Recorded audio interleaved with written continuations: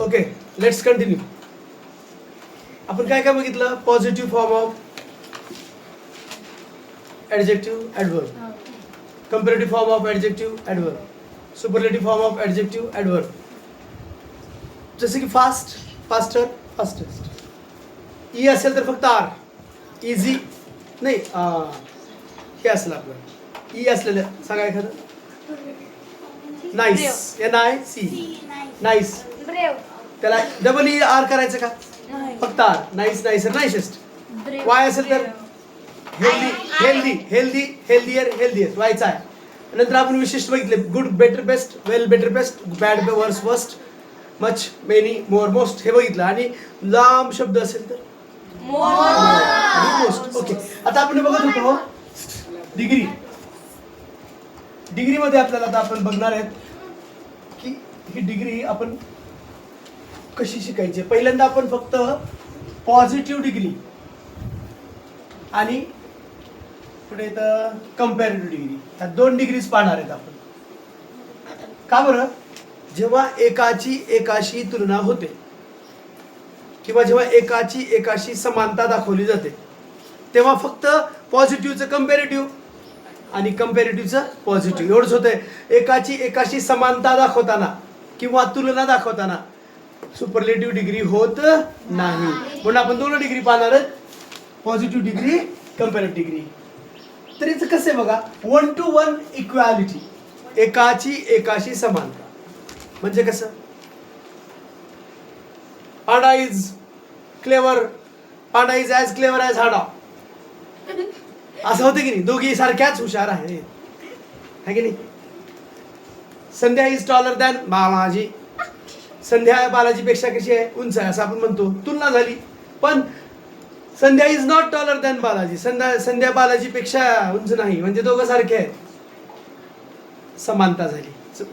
तुलना आणि समानता जेव्हा होते ना तेव्हा फक्त पॉझिटिव्ह डिग्री आणि कंपॅरेटिव्ह डिग्री होत असतं. क्लिअर? एकाची एकाशी म्हणतोय मी, एकाची अनेकांशी म्हणल्यावर पुन्हा सुपरलेटिव्ह डिग्री येते, एकाची काहींशी म्हणल्यावर सुपरलेटिव्ह डिग्री येते. आता आपण पहिल्यांदा बघू 1 to 1 इक्वॅलिटी, समानता कशी करायची, ओळखायची. तर त्यामध्ये काय असतं? सुरुवातीला सब्जेक्ट. सब्जेक्ट म्हणजे काय येणार आहे? नाम, सर्वनाम, नाउन, प्रोनाउन.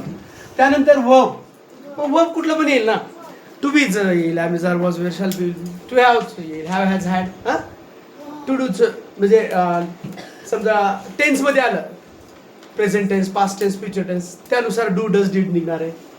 असं वर्ब येणार आहे आणि V1 येणार आहे. त्यानंतर म्हणजे तो वर्ब येणार आहे कुठलंही, मेन वर्ब पण येऊ शकतं. राधा रन्स व्हेरी फास्ट किंवा Radha runs as fast as Purnima. Runs V6 आलं नाही तर असं पण येऊ शकतं. तर इथं सब्जेक्ट येणार आहे. वर्ब मध्ये हेल्पिंग वर्ब किंवा मेन वर्ब कुठलं पण येणार आहे. त्यानंतर ॲज मध्ये, हे फार महत्वाचं आहे, ॲज मध्ये समानता ॲज मध्ये दाखवतात. ॲज मध्ये काय येणार आहे? Adjective or adverb. मूळ रूप, मूळ पहिला जो होता ना आपला column, closer, closest, wide, wider, widest, असा पहिला येणार आहे. त्यानंतर एक शेवटी एक नाऊन येणार आहे, ज्याच्याशी तुलना करायची, ज्याची समानता दाखवायचं आहे, ते नाऊन आणि प्रोनाऊन येणार आहे. एक्झाम्पल बघू आपण. बघा इथं बघा, रमन एक करता झाला, हे इज वर्ब झालं, राईट. हे ॲज मध्ये कोण आलं? क्लेवर. म्हणजे हे कोणतं झालं? पॉझिटिव्ह फॉर्म झालं. काय झालं? Positive. As clever as Geeta, ह्या नावाशी तिची समानता आहे. म्हणजे Raman is as clever as Geeta. Raman Geeta इतकाच हुशार आहे. म्हणजे रमन आणि गीता दोघंही कशा आहेत? समान हुशार आहेत, सारखेच हुशार आहेत. क्लिअर? मग हे झाली ॲज मध्ये इथं. ओके, आता दुसरं आहे 1 to 1 कंपॅरिझन, एकाची एकाशी. आता तुलना आहे बघा, तुलना. इथे तुलनाचं कसं दिलंय? तेच आहे, वरचं स्ट्रक्चर आहे. सब्जेक्ट येणार आहे, वर्ब येणार आहे, फक्त इथं नॉट येणार आहे. इथं वर नॉट होतं का? नाही. इथं नॉट सो पण येऊ शकतंय किंवा नॉट ॲज मध्ये हे मूळ रूप पण येऊ शकतं.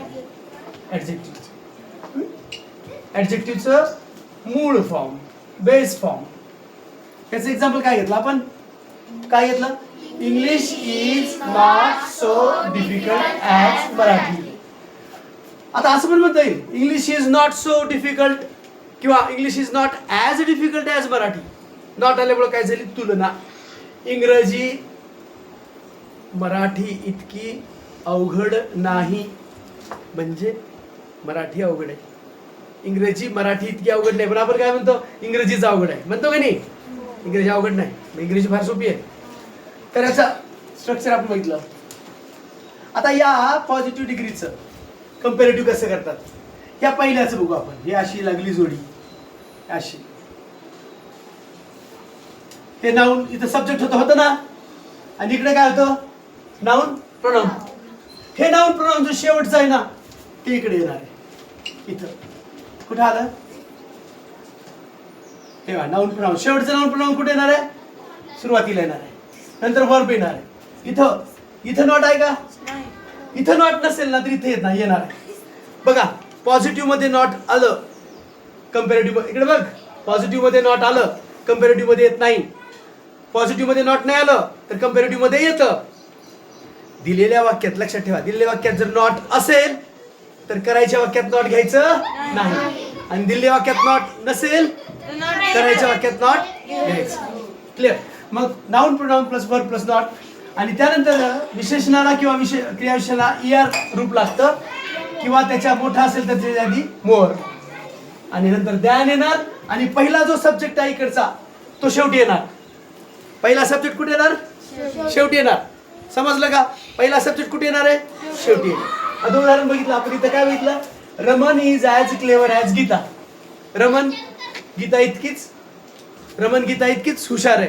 म्हणजेच काय केलं आपण, गीता इज घेतलं, इकडे शेवटचं नाम घेतलं ना गीता, नंतर इजला इज घेतलं, नॉट घेतलं, गीता इज नॉट. क्लेवरला ER लागतंय, मोर येत नाही म्हणून आपण क्लेवरर केलं है ना. Geeta is not cleverer, than घ्यायचंय, वरी नॉट नाही म्हणून खाली नॉट घेतलंय, नंतर दॅन, आणि नंतर करता काय घेतला, रमन. पहिला जो करता होता सब्जेक्ट तो शेवटी घेतला. उलटच आहे ना, पॉझिटिव्ह मध्ये जे सब्जेक्ट आहे कंपॅरेटिव्ह मध्ये ते शेवटी जाते, कंपॅरेटिव्ह मध्ये जो सब्जेक्ट आहे पॉझिटिव्ह मध्ये तो शेवटी जातो. फरक क्लिअर झाला. दिलेल्या वाक्यात नॉट आहे तरी करायच्या वाक्यात नॉट घ्यायचं नाही, दिलेल्या वाक्यात नॉट नसेल तर करायच्या वाक्यात नॉट घ्यायचं. हे दोन गोष्टी लक्षात ठेवल्या. आता दुसरा फॉर्म आहे 1 to 1 कंपॅरिझन, एकाशी तुलना. बघा आता 1 to 1 कंपॅरिझन, एक कंपॅरिझन अशी कशी, इथं म्हणतच आहे शेवटचं नाऊन किंवा प्रोनाऊन जे आले ना ते इथं घ्यायचंय, त्यानंतर वर्ब घ्यायचंय. वरी नॉट आलेलं आहे, इथं नॉट आले ना, आले का इथं नॉट, इथं नॉट येणार नाही, नॉट असेल तर नाही येणार. आणि मग ER लागत असेल तर ER रूप करायचं ऍडजेक्टिव्ह ऍडव्हर्बचं, मोठा असेल तर ऍडजेक्टिव्ह ऍडव्हर्बचं मोर रूप करायचं, त्यानंतर दॅन घ्यायचा, आणि पहिला आलेला करता घ्यायचा. काही डाऊट नाही. मग आता आपण ह्याच वाक्यात बघू, English is not so difficult as Marathi. इंग्रजी मराठी इतकी अवघड नाही. मग आता हेच कसं होईल, शेवटचं काय आहे, मराठी पहिल्यांदा आली, मराठी इकडचं बघ इज. डिफिकल्ट हे मोठा शब्द आहे ना, डिफिकल्टर होतंय का, म्हणून मोर घ्यायचं, more difficult. Marathi is more difficult, than घ्यायचं पहिला शब्द इंग्लिश. गॉट इट, समजलं. आता वाक्य दिल्यावर कळालं पाहिजे. हां आता वाक्य देऊ मी, ठीक आहे, थांबू आपण. थँक्यू.